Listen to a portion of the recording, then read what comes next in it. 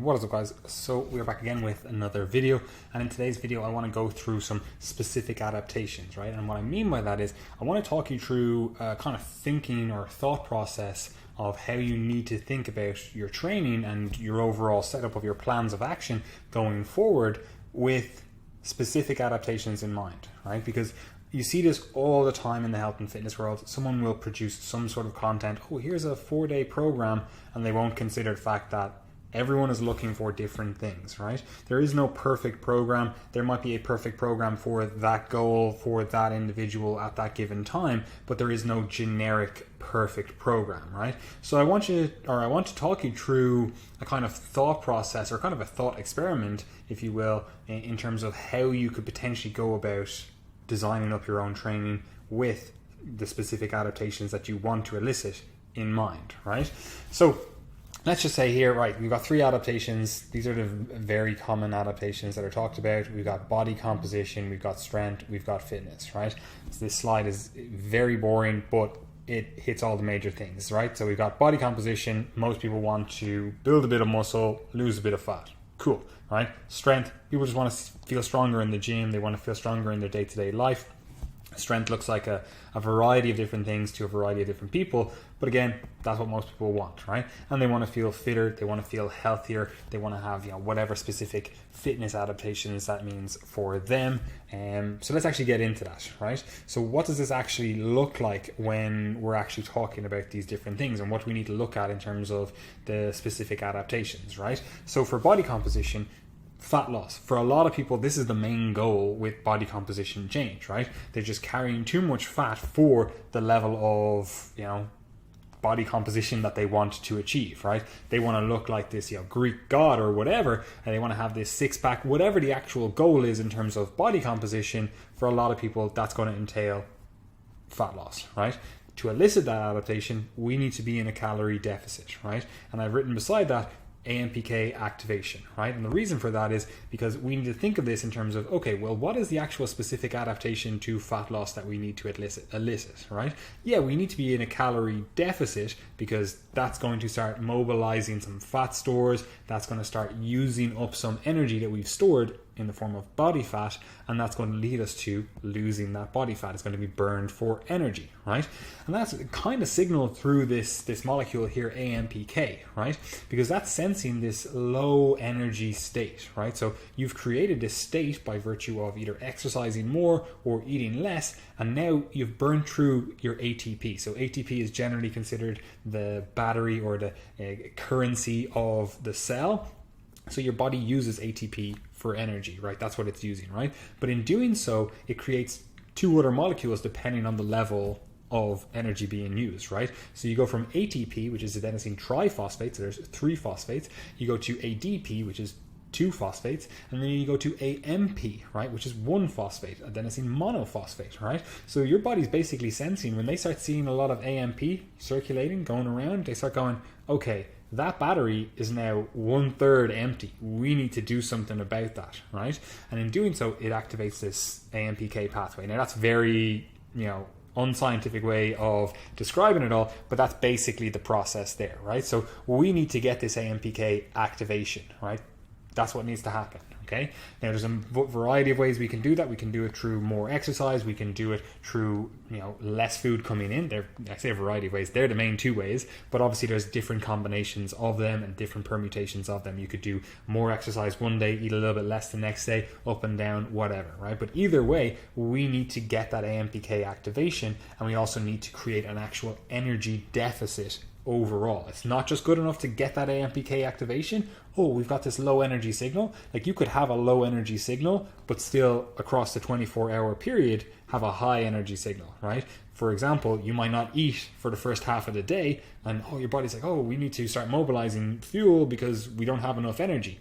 It does that during the first half of the day, but then you eat more in the second half of the day and you go over your caloric needs. You're in a surplus then, so we're not getting this 24-hour AMPK activation because your energy coming in is actually higher than your energy expenditure. And as a result, we got AMPK activation in the morning, but it wasn't actually leading to fat loss because energy balance over the 24-hour period was still higher than where it needed to be for actual fat loss. And if you understand that, look, you start actually cutting through so much bullshit that is out there in the health and fitness world, because a load of people will sell you these, advanced protocols for fat loss, and realistically, they're trying to game the system here, but it all comes back to calorie balance, right? So that's what we need for fat loss. There's a specific adaptation. We need AMPK activation in the context of an energy deficit across a 24-hour or 7-day or month, whatever. We need to have energy or be in an energy deficit, right, across a larger period of time, right?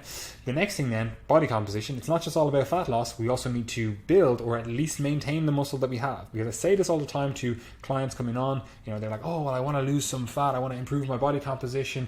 And we need to look at this actual muscle mass stuff here, right? Because what happens oftentimes is people will go into this calorie deficit, they won't be eating enough protein, they won't be doing resistance training, and then they end up, I lost 5 kilos, but they end up just looking like a smaller version of themselves. They don't look like they have that toned physique that they were aiming towards, and they're kind of going, whoa, what's happening there? And it's that muscle mass stuff going on, right? So we need to have a sufficient amount of muscle mass to actually look the part that we want to create with this body composition stuff, right? So how do we do that? Resistance training, again, that's key. We need to eat sufficient protein, because that's going to, first of all, supply the building blocks for that muscle mass, right? So the amino acids, they get effectively translated into protein. Those muscles, they're made of protein.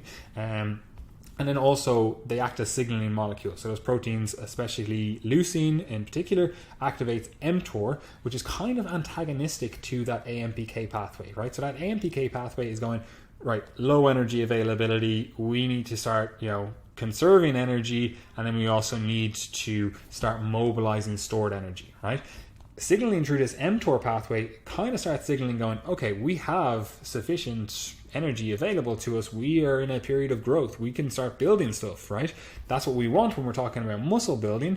And this is also why we want to be in a calorie maintenance, or indeed in a calorie surplus when we are trying to build muscle, right? Or at least maintain it, right? Because that's also signaling that's also signaling mTOR via insulin signaling, right? So it's basically this kind of interplay that we have going on. This is why bodybuilding is so hard, especially for natural athletes, because you can do a lot of stuff to lose weight. You can do a lot of stuff to lose fat, but you've got AMPK activation going on to do that. That's kind of antagonistic to this mTOR activation, right? And as a result of that, you could lose a lot of muscle by trying to lose a lot of fat. So bodybuilding is kind of this weird place where you need to get just the right amount of mTOR stimulation to maintain your muscle mass after you've built it up over years. But you also need to get this AMPK activation going on so that you can lose fat, right? And again, this applies to the everyday average person, but obviously in bodybuilding, because it's so extreme to the other end where you're like, right, you need to get absolutely diced, shredded, you really need to be thinking about these two adaptations here and what we're actually trying to do, right? Now, I often think of AMPK activation and mTOR stimulation and all that kind of stuff as kind of dimmer switches, because this is something that really helps keep it right in your mind, because people will often think of it like, oh, it's an on-off switch, right? So if I have AMPK activation, I can't have mTOR activation. If I have mTOR activation, I can't have AMPK activation. And that's not really the case. There's a lot going on in this that we're just glossing over with this. But you can have some mTOR activation while AMPK is active. There's a lot going on, right? So it's kind of dimmer switches. And what we're really trying to do when we're building muscle is turn the mTOR stimulation up higher and keep that AMPK stimulation lower, and vice versa. If we're trying to, when we're trying to lose fat, we're trying to turn up the dial on AMPK while keeping mTOR in a good place so that we actually maintain the muscle that we've built, right? So that's body composition. Again, thinking specific adaptations. This will become more relevant in a second. Increasing strength. Again, this is what a lot of people want to do in the gym, but we actually need to be very specific in terms of what do we actually mean by strength, right? Do we mean concentric strength? Do we mean eccentric strength? Do we mean like explosive strength, like how fast you can kind of move? Like, are we talking about single rep strength? Because this is what people will do all the time and say, oh, I want to improve my strength. And they'll be thinking of it in a powerlifting context. Like, it just matters about my 1 rep max, right? But are we talking about multi-rep strength, right? Like, are you trying to lift weights for multiple reps? Is that what you consider strength? Now, obviously, this stuff is all on a continuum. There's a lot of other types of strength. We won't get into all of the potential still specific adaptations that we could talk about. And this obviously becomes more relevant in a sporting context. But for most people, what they're really trying to do is they're trying to feel stronger in their average everyday life, and they're also trying to go to the gym and see progress. So if they're doing 3 sets of 8, they don't want to just be doing 3 sets of 8 forever, the same weight. They want to be going, okay, I can see that I was using a 30 kilo dumbbell for this, and now I'm using a 35, right? They want to be able to see that progress over time, right? So most people, when they're talking about strength, they're talking about multi-rep strength.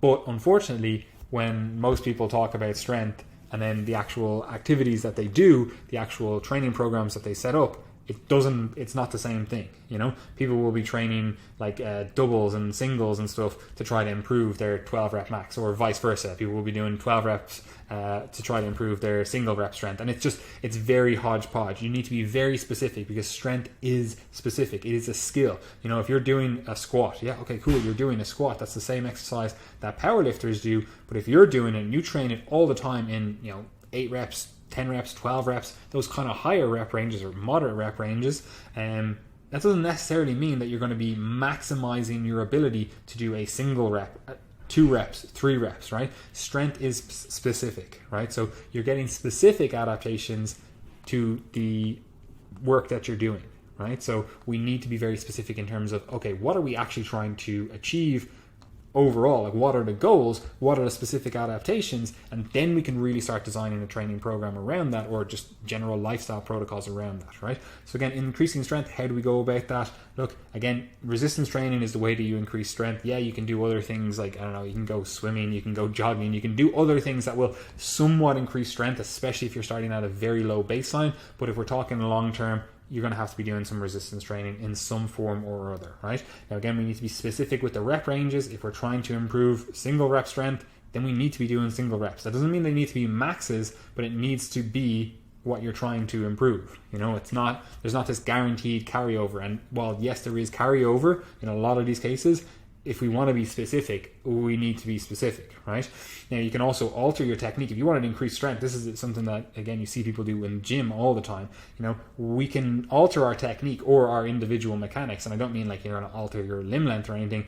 We just want to standardize this stuff, right? So you can make your strength go up by altering your technique, right? So if you're doing high bar squats and all of a sudden you start, that bar starts going a little bit lower and you're basically in a low bar squat position, you're basically increasing your strength. But did you really increase your strength, or did you just change the technique? Well, we call them the same exercise. We're like, oh, it's a squat, it's a squat pattern.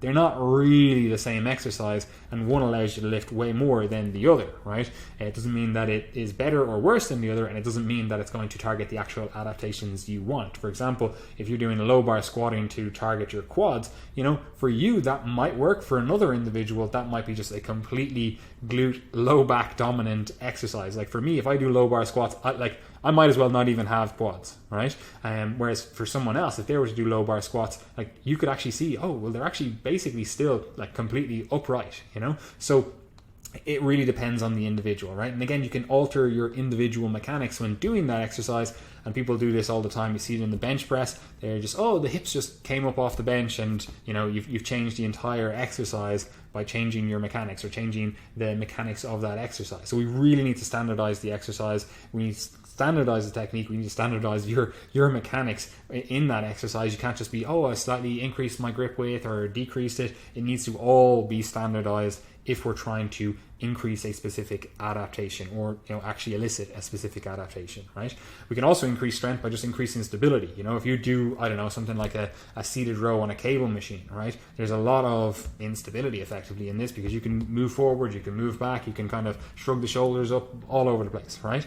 Whereas if you have like a chest pad in front of you, all of a sudden you can actually be stronger because you can actually stabilize in and against that chest pad, right? And the same on the bench press. Like imagine you were just trying to,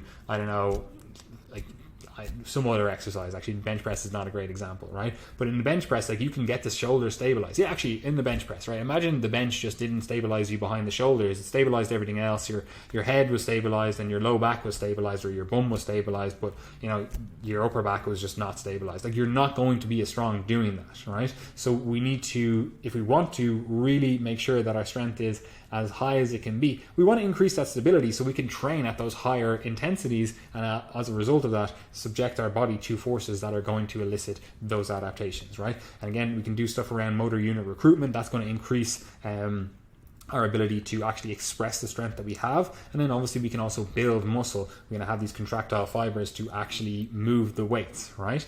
So there are a few things. Now obviously this is non-exhaustive, but again, we're thinking specific adaptations. What are we trying to do?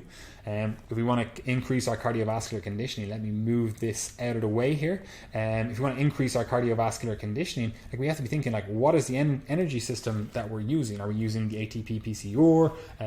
Is it anaerobic? Is it aerobic? Like what specific energy system are we trying to target? You know, because there is carryover. Again, there's a lot of carryover with this stuff, but it's also specific. Like you wouldn't train a marathon runner with only sprints, right? That just, it wouldn't work. You're not going to get better at marathon training. Like, yeah, you might get slightly better if you've already have the adaptations to marathon training or marathon running, but you're not going to train that way. You're not going to train like a sprinter to get better at marathon running. You're also not going to train like a marathon runner to get better at sprinting, right? So we need to look at the specific adaptations. And again, there is carryover, but we need to be specific if we're going to actually try to maximize the results that we get, or be as time efficient with the results that we can get, right? So cardiovascular system, where can we get adaptations here? Well, okay, we got the heart, we got the vascular system, right? There's better or worse training modalities to target these different systems, right? And a lot of people just go, oh, I'll just do cardio, it doesn't really matter, like, and they basically do this kind of moderate intensity cardio. Like, so let's say, for example, aerobic cardio, we'll just put it in the kind of heart rate range of, basically below 150 beats per minute. And that's, again, not very scientific, but let's just say it's below 150 heartbeats per minute, right? People will do stuff where it's not quite really tapping into this anaerobic system. Like it's not this short and sweet, 30-second all-out run, and then a recovery period. People do this thing where they just train at like 160, 165, 170 beats per minute. And like, yeah, that's definitely burning calories. It's doing a lot, but you're not maximizing the adaptations at the heart level, the vascular system. You're not maximizing the anaerobic system. Like you're kind of in this middle ground, and it's not great for actually eliciting adaptation. So most people just don't train either hard enough, or they train too hard for the adaptations that they're trying to elicit. Like people are trying to improve their aerobic system, they're training too hard, right? And then people are trying to train their anaerobic system, and they're not training hard enough to actually elicit the adaptations, and they're doing this kind of thing where it's like, oh, it's all about burning calories. Like they'll do 30 seconds of all-out work. Yeah, cool. That's what we want to do. But then they'll try to do that again in 30 seconds, right? They've got a 30-second recovery period, and that's just not the way we actually elicit these adaptations. So we need to be very clear in the adaptations that we're trying to elicit, right? And again, we've got other adaptations that we can get at the actual lung tissue itself, lung organ, the respiratory system in general. We got the lungs, the red blood cell content and function. Like, are you actually getting, like say for example, if you have anemia or something, like, yeah, your lungs might be working fantastically at this kind of getting oxygen into the body, but if your red blood cells are not working, they're not doing their job, you don't have enough iron in your diet, you're anemic. Like, it doesn't matter if your lungs are tip-top condition, you're doing all the stuff that improves lung capacity, if your red blood cells are not supportive, right? So we need to be looking at more than just the like, oh, this is a cardiovascular adaptation that we need to look at. We need to look at it in a bigger picture, right? And the cellular system then as well, like what are the tissue specific adaptations, right? So we could be talking about, oh, I want to get better at running, right? So your legs are going to have a lot of tissue specific adaptations. We also have generalized cellular adaptations, and what I mean by this is, like, that could be stuff like mitochondrial content. Like, do we actually have enough mitochondria to actually burn through energy, right? This is a lot of stuff that increases fitness, cardiovascular fitness, is increases in mitochondrial biogenesis, right? So we actually start creating more mitochondria, right? So, like, do we have enough mitochondria? Do we also have enough enzyme content? Do those cells have the ability to buffer the actual exercise waste products, right? So you feel this like lactic acid burn. It's not lactic acid, it's just a buildup of hydrogens, acidosis, yes, but not lactic acidosis. You got this buildup of byproducts of exercise. Do you have the buffering capacity for that? Do you actually have the enzymes enzymes to either break that stuff down or to even actually do like glycolysis or any of the other things that are actually feeding into the energy required for that specific training modality, right? Because again, all of this stuff is specific. The adaptations are specific. You train in a certain way, you get adaptations to that style of training, right? So if you're training for a specific adaptation, like I want to get better at, running 10 kilometers, you need to be training in that way. You might, again, there's some crossover. You might get a better 10K time by doing some short intervals. Yeah, 100%, right? But again, that's going to tap out because you actually aren't training in a way that maximizes the adaptations to the goal in mind, right? And then obviously we can increase and decrease our cardiovascular fitness by virtue of the diet. If you don't have enough energy coming in, or you're just in a position where I don't know, your fuel stores are literally zero, like you're a bodybuilder, you're at 3% body fat, obviously you're not going to be able to run your best marathon time, right? Because you might be lighter, but you have no stored body fat, and that's obviously something that is going to potentially limit you as a result, right?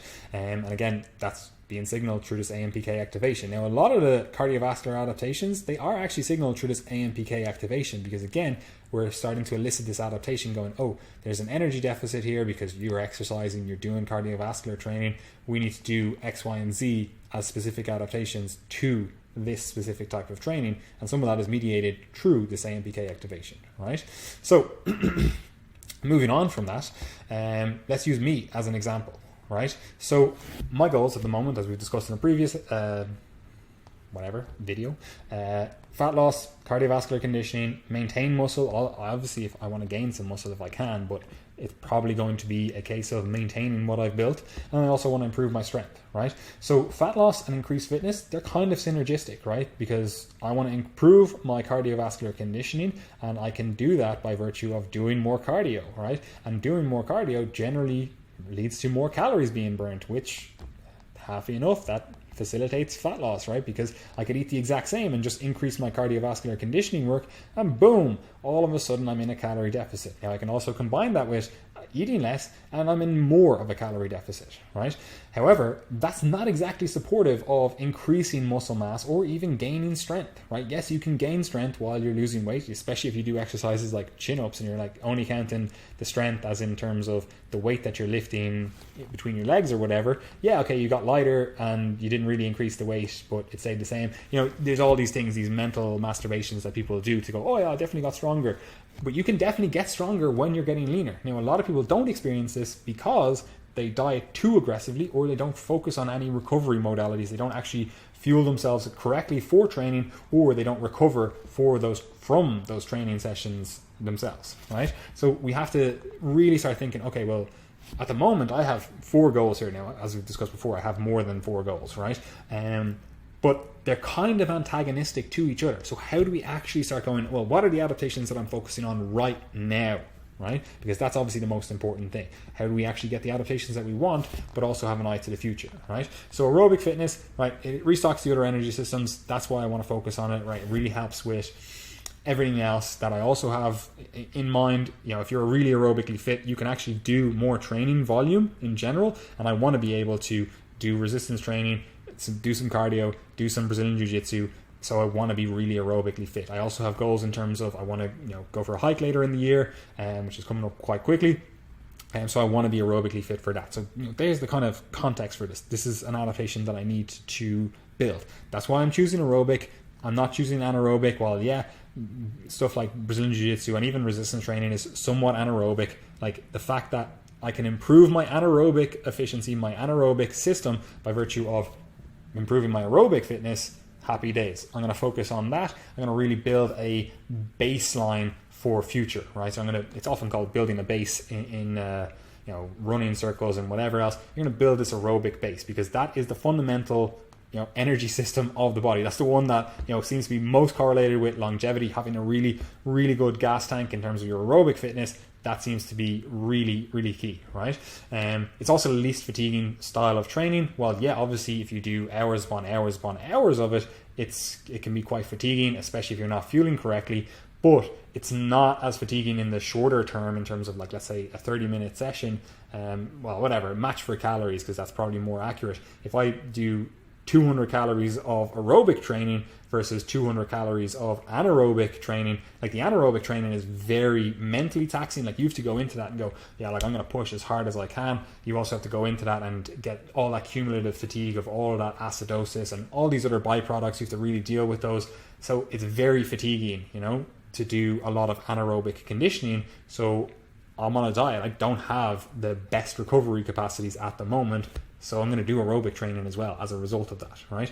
And obviously, look, it supports my fat loss goals by virtue of the fact that it burns calories, right? So aerobic fitness. Now we've got through the adaptations that we want. Okay, there's the kind of rationale to why we're doing this. Boom, we've got that, right? Maintaining muscle. Look, I'm happy if there's some muscle gain, but I'm not expecting it, right? So we're going to resistance train. That should be obvious enough. If you don't do resistance training, you're not going to build or potentially even maintain muscle, right? So we need to be doing resistance training, right? I need to do an effective number of sets for me, okay? That's going to be different for everyone. I can't give you like, oh, you need to do X amount of sets per muscle group per week for every, like all your goals. It's ridiculous, right? It needs to be effective for you. So I know what that is. Again, we've talked through my program, so I'm pretty okay in terms of I know where that is for me, right? It's also going to lay the foundation for future muscle building. So what I'm doing now, I'm thinking to the future. Okay, right now I'm not going to build the most amount of muscle possible.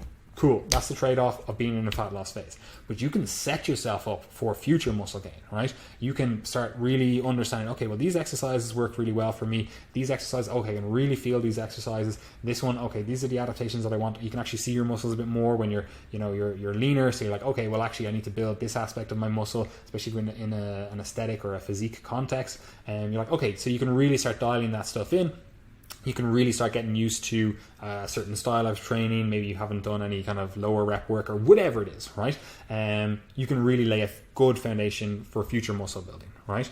Now, also to maintain muscle, I need to eat sufficient calories, which again is kind of antagonistic to that fat loss, but it just basically keeps in check that I'm not going to do anything ridiculous like, drop calories by 1,000 and go, oh yeah, it's all good, right? I'm going to eat sufficient calories to fuel myself so I can have really effective resistance training sessions. And then also it's going to signal through that mTOR and go, okay, we need to keep some muscle.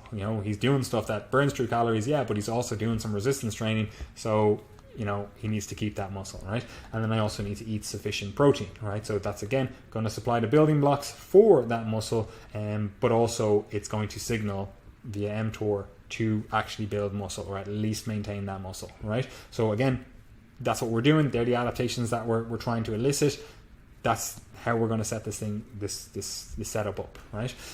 We also need to get stronger. That is another one of my goals. So I need to perform exercises with the goal to progressively overload, right? And that's important because a lot of people will come into training sessions and they're like, oh, I'm on a diet now. So they basically go in with a self-defeated attitude, a kind of victim mentality, and go, oh, look, I'm not going to increase my weights that I'm using. I'm not going to get stronger. So look, I'll just kind of go through the motions, right? That's not what we want. We want to go in and go, okay, I'm going to try to get stronger. I'm going to go in and try to get better. I'm going to do an extra rep. I'm going to do, heavier weight. You need to go in with that mindset, right? You also need to manage recovery. Look, if you don't manage your recovery, also if you don't set your training program up effectively from the start, you're just not going to get stronger. You might be able to just about hang on to your strength, but oftentimes what happens when people are dieting, they have a poorly set up training program and then they do not recover because they're already at a recovery deficit by virtue of not having the calories to support them. But all of a sudden they start sleeping shit. They start, I don't need to do any of these other things. I don't need to, rest. I don't need to focus on any kind of like parasympathetic activities. I'm just going to start jacking up caffeine intake. I'm going to start jacking up like all these other stimulants, and all of a sudden the recovery is fucking trash, and they're like, well, why is that? So we need to manage our recovery on a diet, which can be quite hard, so you need to do everything in your power. We'll talk about that in a future video, right? And we also need to ensure adequate fueling for training, right? Because if training is a stimulus that's going to keep the muscle and it's a stimulus that's going to potentially make you stronger, you need to make sure that those training sessions are really well fueled, right? So you can actually put your best foot forward, right? As I was saying, it's very easy to maintain strength while dieting. It's definitely easy to maintain it while in a calorie surplus, but it is normal to see some fluctuations, right? And this is why we tend to implement some form of auto-regulation, right? We need to put ourselves in a position where, look, okay, today, sleep wasn't as great because, you were hungry or going to sleep, or you woke up during the night or something happened. We want to be able to auto-regulate our training so that one day your strength is down, that's not going to throw you off for the rest of the entire training block, right? Because it happens. You're not going to be the exact same person every single day. You're not going to be absolutely peaked every single day, especially if you are in a dieting phase, right? So that was just something I wanted to go through because, again, I just want you to be thinking, like, what are the specific adaptations that I'm trying to elicit? What's going on? How can I start thinking about organizing my training? What do I need to do to get those adaptations? And then we can start really having a conversation about, okay, this is the specific adaptation we want. This is the protocol for that. And we'll talk about that stuff in future. Like, this is just kind of, again, laying the foundation here so that we can talk about more interesting stuff in the future. Like, okay, well, we want to train the aerobic fitness, or the aerobic system. What does that actually look like? What's the minimum effective dose? What's the maximum? Like, we can get into that nitty gritty if we have the right mindset about, okay, we are actually trying to train specific adaptations. We can do some sort of generalized conditioning. We can do some sort of generalized, these are the goals. But you can really only ride one horse with one ass, right? Because what people try to do is they're riding 2 or 3 horses with one ass, right? We don't want to do that. You can't, have multiple goals. Yeah, you can have those multiple goals, but you can't be absolutely the best at them or working at the most efficient, most proficient way at them all at the same time, right? So we need to think of this in terms of, this is the adaptation that I'm trying to elicit now. Is it synergistic with any of my other goals? Yes or no? Okay, yes it is. Okay, we're going to pair those two together. Oh, it's not it's antagonistic to this one. Okay, we need to change things up, or you need to be thinking about this stuff, right? Anyway, guys, that was today's video. We will see you in the next one.